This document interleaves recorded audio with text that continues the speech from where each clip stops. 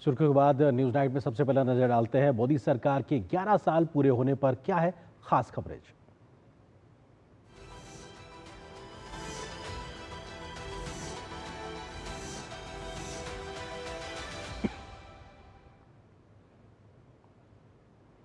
केंद्र में सत्ता संभाले हुए प्रधानमंत्री नरेंद्र मोदी को आज 11 साल पूरे हो गए। इन 11 वर्षों में मोदी सरकार ने सामाजिक आर्थिक मोर्चे पर बड़े बड़े फैसले लिए तो दशकों से लटके हुए रिफॉर्म्स को लागू करके दिखाया। इन फैसलों का असर है कि भारत आज दुनिया की चौथी सबसे बड़ी अर्थव्यवस्था बन गया है तो देश के आम नागरिक के जीवन में भी बड़ा सुधार हुआ है। पीएम मोदी ने इसे सेवा सुशासन के 11 साल करार दिया है। विपक्ष जहां मोदी सरकार के काम की आलोचना कर रहा है तो भाजपा ने आंकड़ों के साथ विकास गाथा को देश के सामने रखा है।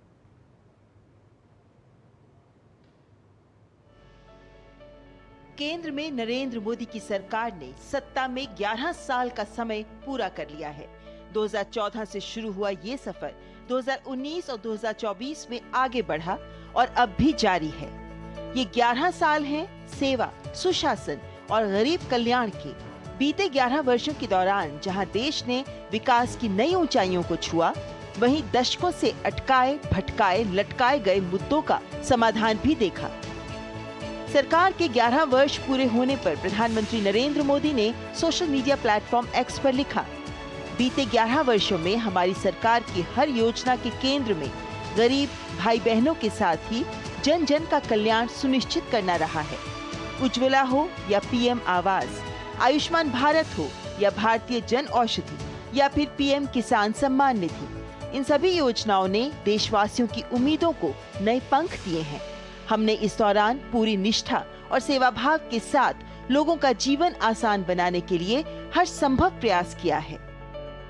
केंद्रीय मंत्री और बीजेपी के राष्ट्रीय अध्यक्ष जेपी नड्डा ने दिल्ली में बीजेपी मुख्यालय में एक प्रेस कॉन्फ्रेंस में एनडीए सरकार के 11 साल की खूबियां गिनाई। उन्होंने कहा कि पिछले 11 वर्षों में हम सबका साथ, सबका विकास, सबका विश्वास, सबका प्रयास के मंत्र को लेकर आगे बढ़े और इसमें कामयाब भी हुए। उन्होंने कहा कि पीएम मोदी के 11 वर्षों को सुनहरे अक्षरों में लिखा जाना चाहिए।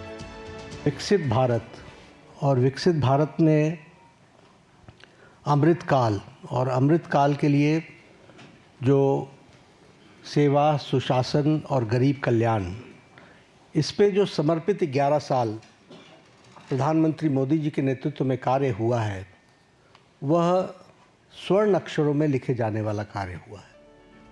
नड्डा ने कहा कि 11 साल के शासन का पूरा लेखा जोखा पेश करना मुश्किल है, लेकिन सरकार ने लगातार राष्ट्र हित में साहसिक और ऐतिहासिक फैसले लिए हैं। उन्होंने कहा कि अनुच्छेद 370 को हटाना, 3 तलाक को खत्म करना, नया वक्फ अधिनियम बनाना, नागरिकता संशोधन अधिनियम CAA पारित करना, महिलाओं के लिए 33% आरक्षण, महिलाओं के साथ साथ SC/ST और OBC समुदायों को राष्ट्रीय विकास की मुख्यधारा में लाने के लिए समर्पित प्रयास, नई शिक्षा नीति, आयुष्मान भारत, स्वच्छ भारत अभियान, GST और आतंकवाद तथा नक्सलवाद पर कड़ा प्रहार सरकार के बड़े फैसले हैं। जेपी नड्डा ने सरकार की उपलब्धियां गिनाई तो विपक्ष उन पर सवाल उठा रहा है। जेपी नड्डा ने अपनी प्रेस कॉन्फ्रेंस में विपक्ष पर भी करारा वार किया। इधर उधर की बातें नहीं करनी चाहिए। मेरा अपना मानना है 11 साल जुमले बेमिसाल, हालत खस्ता हाल, ये असलियत है और ये जमीनी हकीकत है। आप शहर में, गांव में चले जाइए, लोग आपको यही हकीकत बताएंगे। देश 11 साल पहले तुष्टीकरण पर और तुष्टीकरण के साथ साथ समाज को खंडित करके अपनी कुर्सी को सेव करना, यह एक राजनीतिक संस्कृति का तरीका बन गया था। लेकिन प्रधानमंत्री मोदी जी के आने के बाद जब मैं कहता हूं कि he change the political culture of the country, तो politics of performance, responsive government. JP Nadda ने मोदी सरकार के 11 वर्ष पूरे होने पर लगी प्रदर्शनी का उद्घाटन भी किया। बीजेपी मुख्यालय में लगी इस प्रदर्शनी में सरकार के 11 वर्षों के कामों को दिखाया गया है। कुल मिलाकर मोदी सरकार के ये 11 साल समावेशी, प्रगतिशील और सतत विकास को समर्पित रहे हैं। पीएम ने विकास की राजनीति अर्थात विकासवाद को केंद्र बिंदु बनाते हुए मुख्यधारा में ला दिया है। शैलेंद्र मिश्र के साथ ब्यूरो रिपोर्ट, डीडी न्यूज। तो मोदी सरकार के 11 साल का सफर, कुछ बड़े फैसले, उपलब्धियां भी रही हैं इस दरमियान। आइए आपको कुछ सिलसिलेवार तरीके से बड़े फैसले या उपलब्धियों का जिक्र करते हैं कि किस तरीके से इन 11 साल का एक सफर रहा है। बड़ी 20 उपलब्धियों की बात की जाए तो करोड़ों जनधन खाते खोले गए हैं। लगभग 50 करोड़ से ज्यादा जनधन खाते खोलकर वित्तीय समावेशन किया गया है। आम व्यक्ति को देश की वित्तीय व्यवस्था से जोड़ा गया है। डिजिटल इंडिया के माध्यम से बहुत ज्यादा सशक्तिकरण मिला है ग्रामीण इलाकों तक या वंचित वर्ग के लोगों तक। स्वच्छ भारत अभियान से देश को एक नया प्रकार का आयाम मिला है। लोगों की जिंदगी में बहुत सुधार हुआ है, तो देश की छवि में भी एक बड़ा इजाफा हुआ है। किसान सम्मान निधि के माध्यम से 3.25 लाख करोड़ रुपए तक किसानों के खातों में गए हैं, तो ये बताता है कि कितना बड़ा फायदा सीधे तौर पर आम व्यक्तियों तक पहुंच रहा है पारदर्शी व्यवस्था से। आर्टिकल 370 की समाप्ति करना नए जम्मू कश्मीर के भाग्य को लिखने और उसे आगे तेजी से बढ़ाने के लिए साफ तौर से दिखाता है। इसी प्रकार से 3 तलाक की समाप्ति का कानून भी एक बड़ा फैसला था। महिलाओं के सशक्तिकरण के लिहाज से उज्ज्वला योजना के माध्यम से महिलाओं को सशक्त किया गया है। रसोई गैस के कनेक्शन दिए गए, धुएं से उनको निजात मिली है। महिला आरक्षण का बिल मोदी सरकार लेकर आई है, जो बताता है कि महिलाओं की भागीदारी को बढ़ाने पर कितनी तेजी से काम किया जा रहा है। आयुष्मान योजना के माध्यम से करोड़ों लोगों को 5 लाख रुपए तक का मुफ्त इलाज का वायदा, जो कि जमीन पर उतर चुका है। गरीब कल्याण अन्न योजना के माध्यम से 80 करोड़ लोगों को मुफ्त इलाज देना, यह दुनिया की सबसे बड़ी और अपने आप में एक ऐसी योजना है जिसने दुनिया के लिए एक मिसाल पेश की है। इसी तरीके से बात की जाए जीएसटी लागू करके एक देश एक टैक्स की व्यवस्था लागू करना, जिसके बारे में लोग सोचते थे कि शायद ये संभव नहीं होगा, आज वो नई ऊंचाइयां छूता हुआ टैक्स कलेक्शन दिखाई पड़ रहा है। मेक इन इंडिया के माध्यम से भारत को आत्मनिर्भर बनाने की दिशा में जो काम किया गया है उसका दुनिया लोहा मान रही है। नोटबंदी के फैसले के माध्यम से काले धन पर रोक लगी। इसी प्रकार से वक्फ कानून में बदलाव करके किस प्रकार से एक पारदर्शी व्यवस्था को लागू करने का फैसला किया गया है, यह भी अपने आप में दिखाई पड़ता है। भारतीय न्याय संहिता के माध्यम से जो कॉलोनियल एक सोच की व्यवस्था चली आ रही थी आईपीसी सीआरपीसी को, उसको बदला गया और भारत के अपने कानून की व्यवस्था को लाया गया है। इसी प्रकार से आतंकवाद पर कड़ा प्रहार की अगर बात की जाए तो आज भारत आतंकवाद के खिलाफ घर में घुस के मारने की रणनीति पे काम करता है। सर्जिकल स्ट्राइक हो, एयर स्ट्राइक हो या फिर ऑपरेशन सिंदूर जो अभी जारी है, उसका हमने मुजाहिरा देखा कैसे पाकिस्तान को मुंह की खानी पड़ी है इस तमाम प्रकार की नीति से। इसी प्रकार से लगभग 3 दशक के बाद देश में नई राष्ट्रीय शिक्षा नीति, न्यू एजुकेशन पॉलिसी 2020 आई गई थी। इसका फायदा आज देश के छात्रों को मिलता दिखाई पड़ रहा है। मजबूत आंतरिक सुरक्षा की बात की जाए तो नक्सलवाद खत्म होने की कगार पे है, तो पूर्वोत्तर के राज्यों में शांति स्थापना बड़े स्तर पर हुई है। अयोध्या में भव्य राम मंदिर विरासत भी विकास की एक नई अनूठी मिसाल दिखाता है।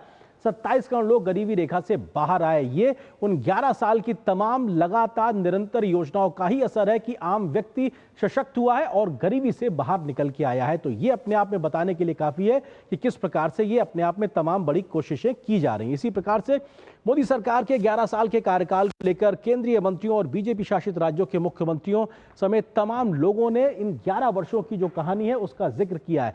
कैसे तमाम राज्यों के मुख्यमंत्री, केंद्र के जो मंत्री हैं, उन्होंने जाकर प्रेस कॉन्फ्रेंस किए, लोगों के बीच जाकर इस बात को बताया कि कैसे 11 वर्षों में आम लोक सशक्तिकरण का काम करने का बड़ा काम जमीन पे किया गया। किस तरीके से देखिए इस रिपोर्ट में।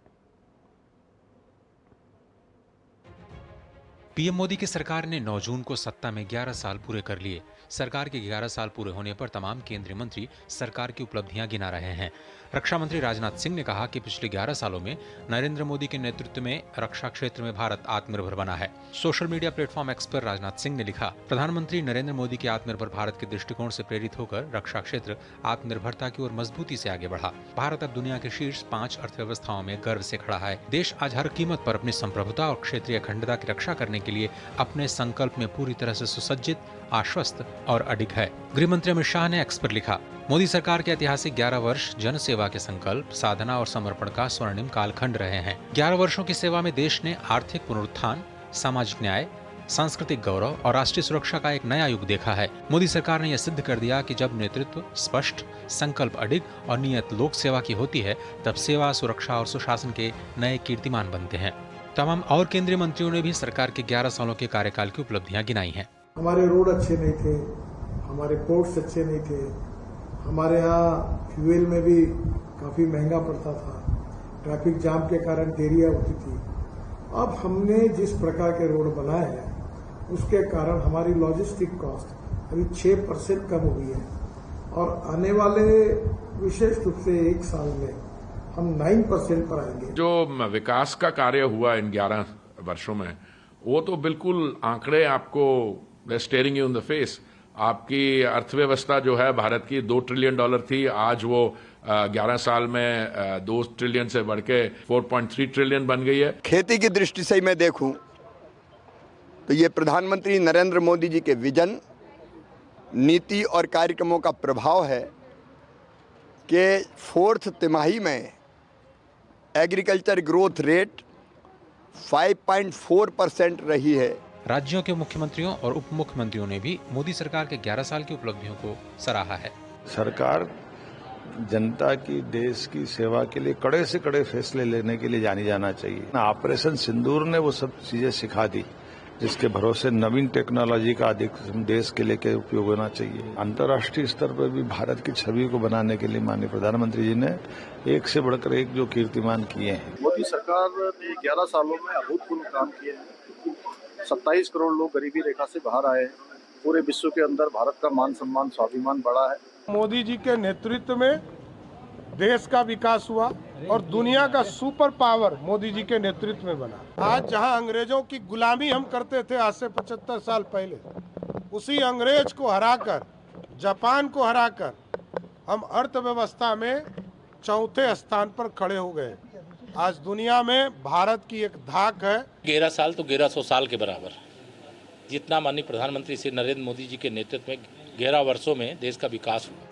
कुल मिलाकर 11 साल में भारत प्रथम मोदी सरकार का संकल्प रहा है, भले ही वो आंतरिक सुरक्षा हो या फिर बाहरी, आर्थिक प्रबंधन हो या वंचित तबकों के सशक्तिकरण की योजनाएं।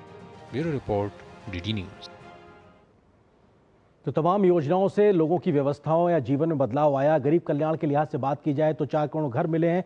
81 करोड़ को मुफ्त राशन भी प्रधानमंत्री मोदी की इस सरकार के माध्यम से मिला है। 55 करोड़ को 5 लाख रुपए का मुफ्त इलाज आयुष्मान योजना के माध्यम से मिला। ये दिखाता है कैसे गरीब कल्याणकारी काम हुआ है। 4 करोड़ घर भी एक तरीके से दिए गए हैं। तो ये इन 11 वर्षों के लिहाज से एक बड़ी उपलब्धि के तौर पर। युवाओं के लिहाज से बात की जाए तो 490 नए विश्वविद्यालय इन 11 वर्षों में खोले गए। इस प्रकार से 8100 नए कॉलेजों का निर्माण भी किया गया है। तमाम हायर एजुकेशन और तमाम शिक्षा पे काम हुआ है। 1.5 करोड़ से ज़्यादा कौशल विकास की जो ट्रेनिंग है वो दी गई है युवाओं को और 1.5 लाख से ज़्यादा स्टार्टअप्स भी शुरू किए गए हैं। तो ये दिखाता है कि इस प्रकार से तमाम ऐसे काम किए गए हैं जो युवाओं को भी नए अवसर दे रहे हैं। इसी प्रकार से बात की जाए अगले तथ्य की तो आपको बताते हैं कि किसान के लिहाज से सम्मान निधि से मिले हैं लगभग 3.7 लाख करोड़ रुपए जो सीधे किसानों के खाते में गए हैं। लागत पर 150% का MSP के आधार पर खरीदी कृषि उपज की हो रही है। फसल बीमा से 2.25 लाख करोड़ रुपए का मुआवजा किसानों के खातों में सीधे पहुंचा है। सम्मान निधि से